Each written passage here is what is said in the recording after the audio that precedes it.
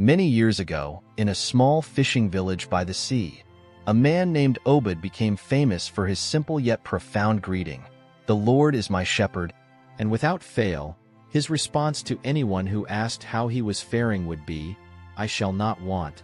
This became a daily saying, morning and evening, among the villagers.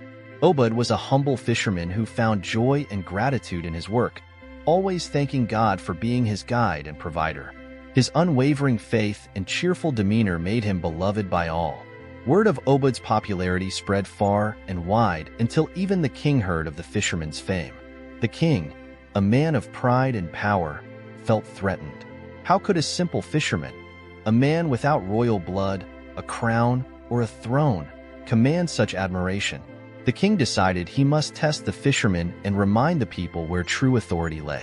One morning, royal envoys appeared at the shore where Obed was mending his nets. They escorted him to the grand palace, a place Obed had only heard of in tales. When he stood before the king, Obed was neither fearful nor boastful. Instead, he bowed humbly and greeted the monarch, "The Lord is my shepherd."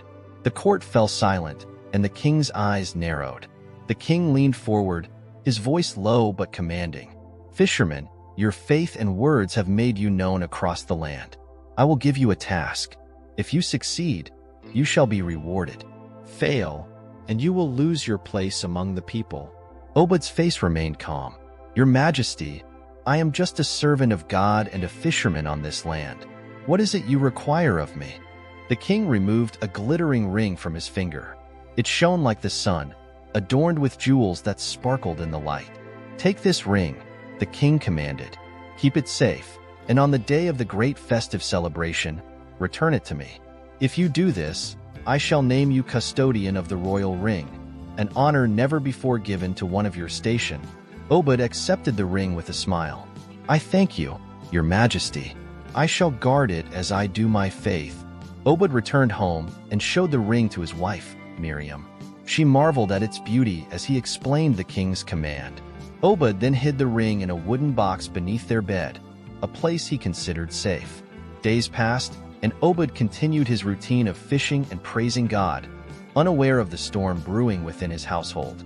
One afternoon, while Obed was out at sea, emissaries from the royal palace came to his home. They approached Miriam with sly smiles and honeyed words.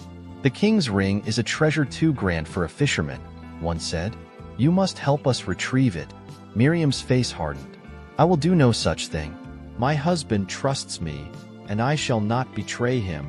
But the emissaries persisted, offering her gifts of gold and fine cloth. They spoke of how her husband would be ruined if he failed the king's test.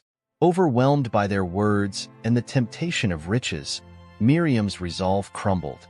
She retrieved the ring from its hiding place and handed it over, her hands trembling. The emissaries departed swiftly, leaving Miriam to wrestle with her guilt. She resolved to keep her betrayal a secret, hoping that somehow it would remain undiscovered.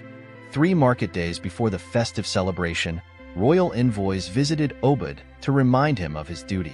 "The king expects you to return the ring soon," they said. Obed nodded confidently. "The ring is safe where I kept it. I shall deliver it as promised." That evening, he went to retrieve the ring but found the wooden box empty. Panic surged through him as he searched every corner of his home. Finally, he turned to Miriam, his voice tinged with desperation. "The ring is gone. Have you seen it?" Miriam's heart pounded in her chest, but she shook her head. "No, my husband. I know nothing of it." Obed sank into a chair, his head in his hands. He had promised the king, and now he faced certain ruin. Yet even in his despair, he murmured, "The Lord is my shepherd. I shall not want." Miriam watched him, guilt gnawing at her soul. She wanted to confess, but feared the consequences. What would her husband say? What would the king do? The sky was painted in hues of crimson and amber as the sun sank over the horizon. 2 days remained until the festival, and the fisherman, with a mix of excitement and trepidation, decided to prepare for the grand celebration. He retrieved the small box where he had hidden the king's precious ring, his chest swelling with pride. But when he opened it, his heart stopped. The box was empty. The ring was gone. "The Lord is my shepherd," he shouted, his voice breaking with desperation. The sound carried through the modest house like a thunderclap, startling his wife. She rushed into the room, her face pale with concern. "What is it?" she asked, her voice trembling. "The ring, the king's ring. It's gone," the fisherman exclaimed, his eyes wide with panic. His hands trembled as he showed her the empty box. His mind raced with thoughts of the king's wrath and the terrible punishment that awaited him. The fisherman's world spun. He paced the room, muttering prayers under his breath. "The Lord is my shepherd. I shall not want," he repeated, clinging to his faith like a lifeline. But sleep eluded him that night. His thoughts were a storm of fear and regret. The shadows on the walls seemed to mock him, whispering of his impending doom. The morning of the festival dawned with a heavy silence. The fisherman, weary and defeated, decided to make one last fishing trip. If he was to face the king's wrath, he would do so after casting his nets one final time. He trudged to the river, his steps heavy with despair. The morning's catch was abysmal. He pulled his nets from the water, finding only a single fish flapping weakly in its folds.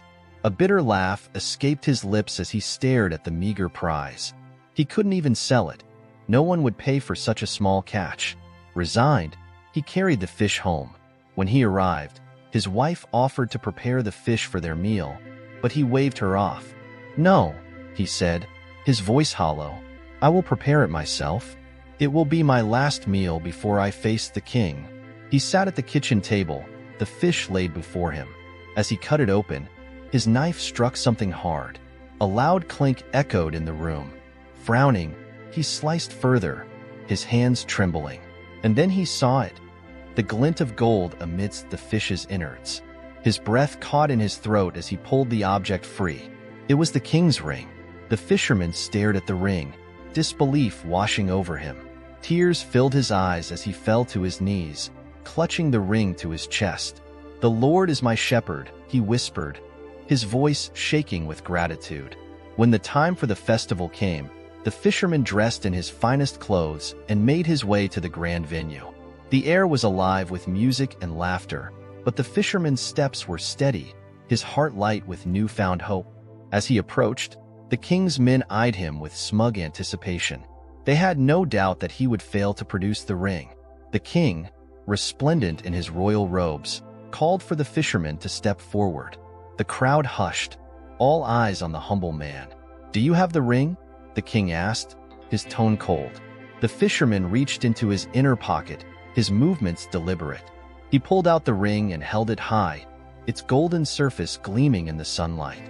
Gasps rippled through the crowd. The king's men stared in shock, their smug expressions replaced with disbelief. The king's face darkened. He turned to his men, his voice a low growl. "How is this possible?" What happened was, after collecting the ring from the fisherman's wife, the emissaries from the royal palace went straight to the river and threw the ring far into the deep of the river. The fisherman spoke, his voice steady. "Your Majesty, the same God who is my shepherd commanded this fish to swallow the ring. This morning, it was the only fish I caught. I owe this miracle to his grace." The crowd erupted in murmurs, marveling at the fisherman's tale. The king's fury simmered, but he could not go back on his word.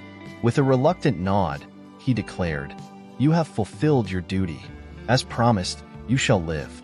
And from this day forth, you will bear the title of custodian of the royal ring." The fisherman was made even more popular. What his enemy planned for bad became his uplifting. Cheers erupted as the fisherman's name was celebrated throughout the village. His faith had carried him through his darkest hour, and now he stood as a testament to the power of unwavering belief.